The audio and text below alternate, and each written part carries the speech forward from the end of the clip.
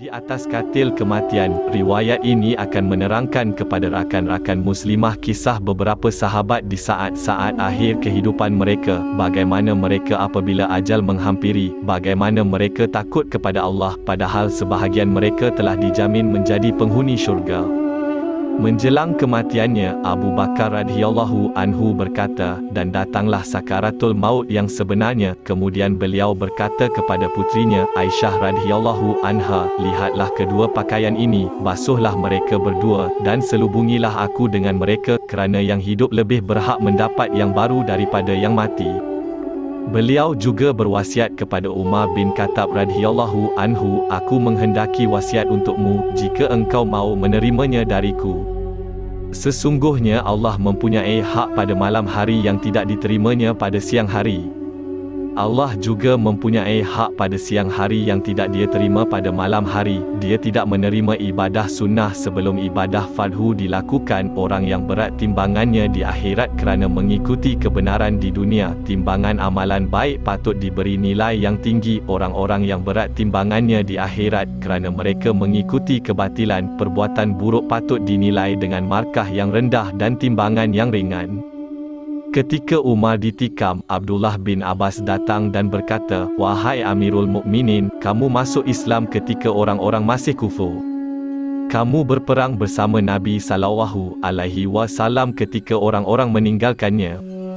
Anda telah syahid tanpa sesiapa menafikannya, dan Rasulullah wafat sedangkan baginda ridha kepada kamu. Umar berkata, ulangi apa yang kamu katakan. Kemudian Ibnu Abbas mengulangi perkataannya, lalu Umar segera menjawab, orang yang tertipu ialah orang yang kamu tipu. Demi Allah, seandainya aku mempunyai harta yang penuh antara terbit dan terbenam matahari, nescaya aku akan menggunakannya untuk menebus kegerian hari kiamat untuk diselamatkan daripadanya.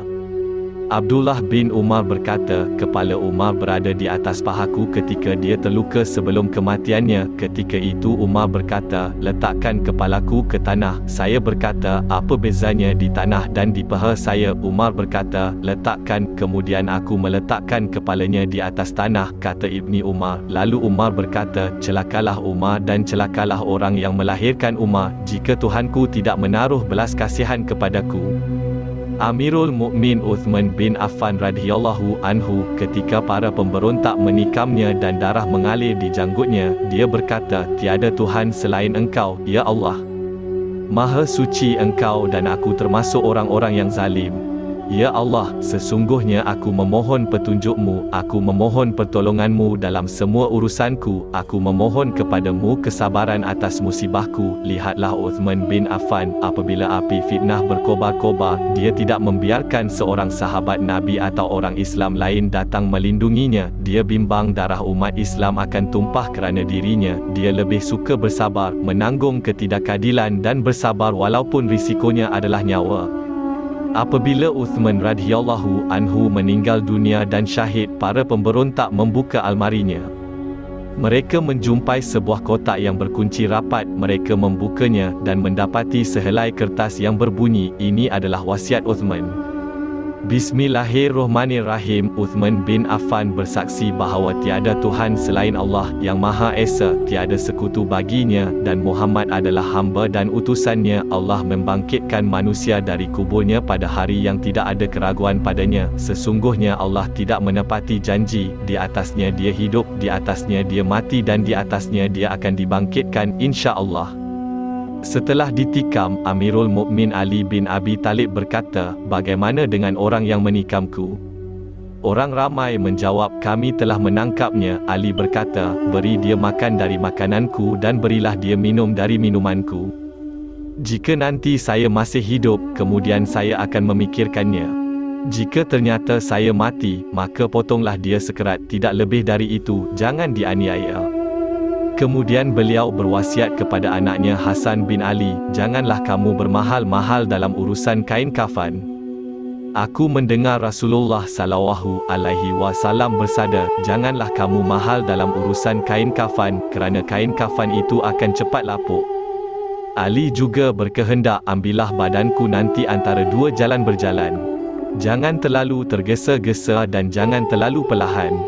Jika ternyata keadaan kuburku baik, maka engkau telah menyegerakan aku kepada kebaikan itu kerana ia tidak melambatkan aku.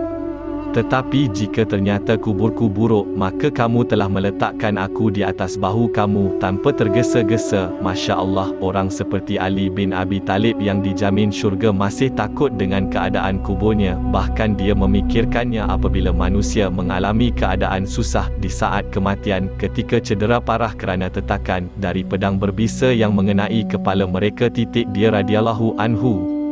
Muaz bin Jabal radhiyallahu anhu, seorang sahabat yang mulia. Ketika ajal menjemputnya, dia berseru kepada Allah Ta'ala, "Ya Tuhanku, aku pernah takut kepadamu. Tetapi hari ini saya berharap kepadamu, ya Allah. Engkau tahu bahawa aku tidak mencintai dunia kerana sungai mengalir, dan aku juga tidak mahu menanam pokok. Tetapi saya hanya ingin merasai dahaganya kerana berpuasa dalam panas terik, mengisi detik demi detik dengan bergaul dengan orang-orang soleh dan menghadiri halakah-halakah ilmu. Itulah erti dunia bagi para sahabat Nabi. Itulah kesenangan dan cita-cita hidup mereka di dunia. Keseronokan dan kegembiraan mereka adalah dalam kehausan mereka dalam panas terik beribadah kepada Allah dengan berpuasa, bergaul dengan orang-orang soleh dan mendengar kalimah ilahi di halakah ilmu." Demikianlah antara kisah para sahabat Nabi Muhammad sallallahu alaihi wasallam ketika ajal menjemput mereka, betapa yakinnya mereka dengan hari kiamat dan betapa bimbangnya keadaan mereka di akhirat kelak, padahal mereka telah beramal dengan amal yang besar semasa hidup di dunia ini. Pada masa yang sama, ada harapan yang besar kepada Allah Ta'ala.